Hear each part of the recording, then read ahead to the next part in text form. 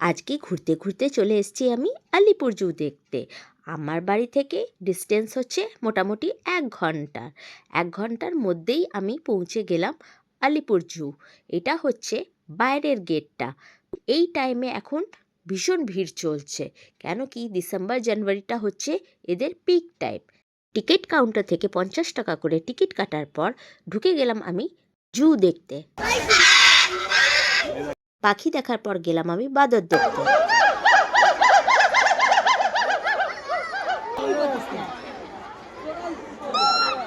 কিছু দূরে দূরেই ম্যাপ লাগানো, কোনো অসুবিধা হবে না আপনার বুঝতে। ক্রোকোডাইলগুলোকে দেখে তো আমার মজাই লেগে গেল, কি বিশাল বড়।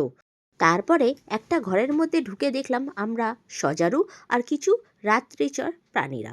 ম্যাপ দেখে দেখে বুঝতে বুঝতে আমরা পুরো জুটা ঘুরে বেড়াচ্ছিলাম।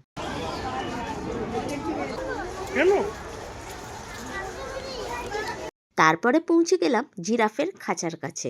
কি বিশাল জিরাফগুলো, আর দেখতেও ভীষণ ভালো লাগছিল। তারপর ময়ূর দেখলাম, সাদা ময়ূর, নীল ময়ূর, দেখে খুব ভাল লাগলো। হাতি দেখাটা তো একটা আলাদাই মজার ব্যাপার। হাতি নিজেই ধুলো দিয়ে খেলে বেড়াচ্ছিল। নানা রকমের পাখি জন্তু জানোয়ার দেখে মনটা খুবই ভালো লাগছিল। আর চারপাশটা এতই সুন্দর যে আপনি যেখানে খুশি দাঁড়িয়ে ফটো তুলতে পারবেন। এবারে হচ্ছে বাড়ি আমাদের বাঘ দেখার। আমি খুবই এক্সাইটেড। কত রকমের বাঘ, সাদা বাঘ, হলুদ বাঘ, রয়্যাল বেঙ্গল টাইগার।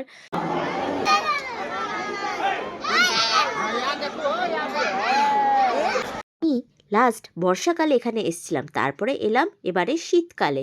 কোনোদিন শীতকালে আসেনি, এবারে ফার্স্ট টাইম এসে দেখলাম, বেশ মজাই এলো আমার।